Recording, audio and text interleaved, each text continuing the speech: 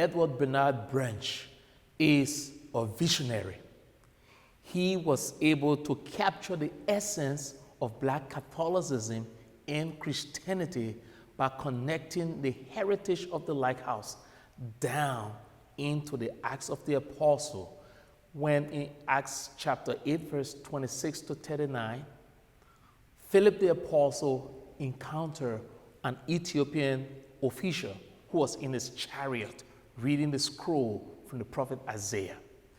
This Ethiopian official was baptized by Philip the Apostle, and he took Christianity and Catholicism to his homeland of Ethiopia.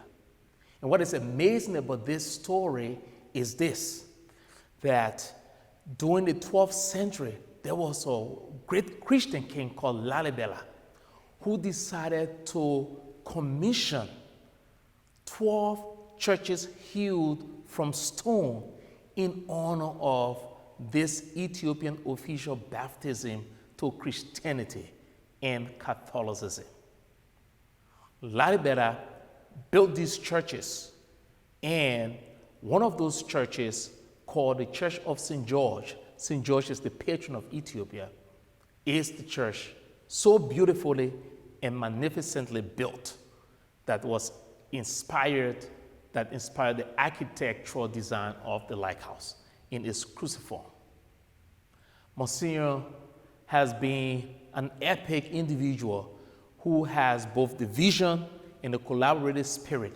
And today, as we celebrate the 20th anniversary of this facility, we honor him for a Life Achievement Award. Congratulations, Msgr.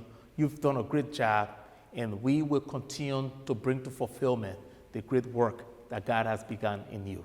Thank you, and God bless you. How you doing? My name is Reggie Steele. You guys know this wonderful person as Monsignor Branch or Father Branch. I know him as Uncle Edward. My uncle, Edward Branch, he really embodies everything that a priest is, what uncle is. He's like been a surrogate father to me since I've been here in Atlanta. He's done everything. He's just an amazing spirit, all in general.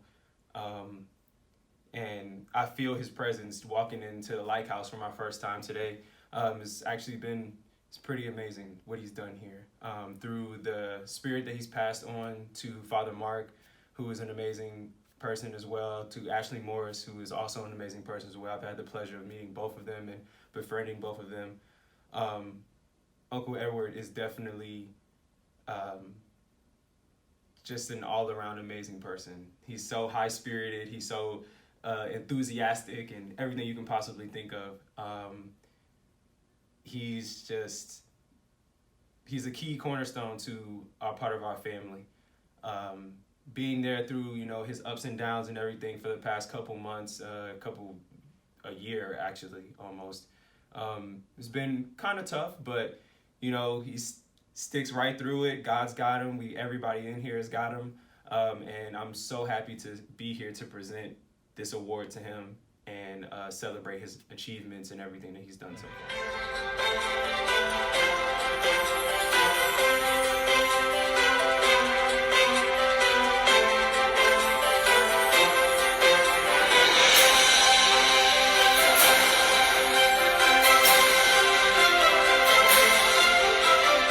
I'd like to say a few things about Father Branch. I met Father Branch about 20 years ago, and we met at Pascal's restaurant, not the one that is open today, but the old iconic one where so many of the civil rights leaders met to talk strategy about the civil rights movement. I thought it was an appropriate place to meet, and it was, because we had a very good conversation. I was concerned about a plan that would be beneficial to the Black Catholics in the Archdiocese. In our dialogue throughout the 15 years that I spent with the Office of Black Catholic Ministry, and he was always available for counsel and for suggestions and whatnot. My wife eventually worked for him, and not only were we simply colleagues, but we were friends. and he was a friend of the family, and we visit in that capacity frequently. And he has done so much for the Archdiocese of Atlanta, not only here at the Lyke House, but also in the parishes in the Archdiocese of Atlanta. He's well liked by so many people, both black and white Catholics in the Archdiocese. And his work extends beyond Atlanta. He worked at Catholic centers in Washington, D.C., and in Louisiana at Grambling University. And, you know, he's well known, well liked there. And I don't think once a person meets Father Branch, he's no longer a stranger. Or when a stranger meets Father Branch, he's not a stranger anymore. He becomes a friend immediately because of his welcoming personality. I first met Msgr Branch my freshman year at Clark Atlanta University in 2001.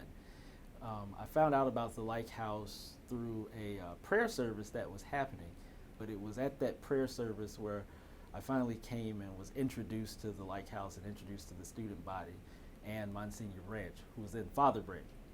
And much like most typical Catholic students in the Atlanta University Center, I came to Mass on Sundays and that was about it.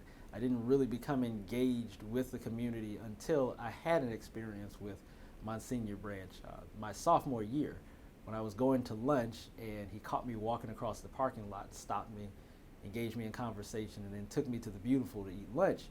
The profound moment for me was when he paid for it, and it was the first time in my life that a priest had ever taken me out to lunch and paid for it, and was very interested in what I had going on, what I was studying, and what I thought life was about.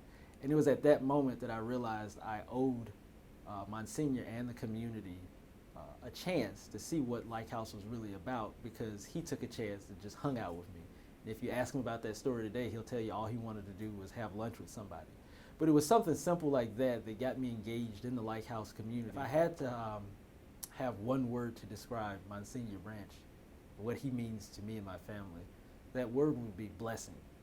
He's a blessing to this archdiocese. He's a blessing to young Catholic students. He's a blessing to young black Catholic students. He's a blessing to the Atlanta University Center. He's a blessing to everyone he's touched in this country and around the world. And I'm glad that we are taking this moment this year to celebrate him, to honor him, and to thank God for the witness that he has given in his many, many years of ministry as a Roman Catholic priest.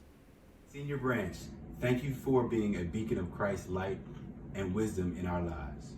20 years ago, you welcomed me as a student at the Lyke House. You were there for my first job interview with Boeing. You were there as a revivalist with Father Mark and I in St. Louis. You were there at Melanie and I's wedding in Washington, D.C. Even during quick trips to Atlanta with Michaela, you always bless us with your grace and your presence and your timely support. Thank you for all that you've done for our family. We look forward to seeing you soon. We love you, Msgr Branch. We love you, Msgr Branch. May God bless you. May God bless you. Say, we love you, Msgr Branch. Say, God bless you. God bless you. We did!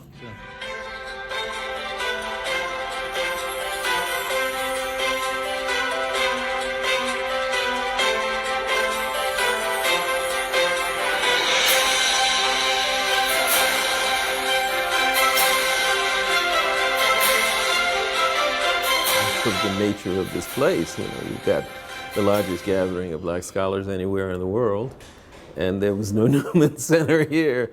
I always knew that we had to remind students and teach students that they're not new to Catholicism, that they're not new to Christianity. As a matter of fact, that from historically speaking, they were probably at the beginning of Christianity.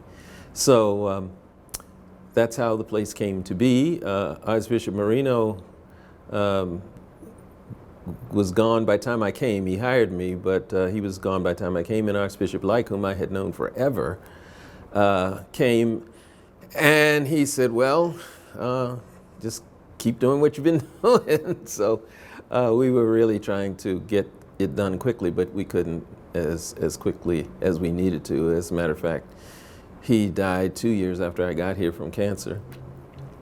And then Archbishop Donahue came, and while he had many things to do, he wasn't really thinking that much about what was happening over here, but I just kept doing what I was doing.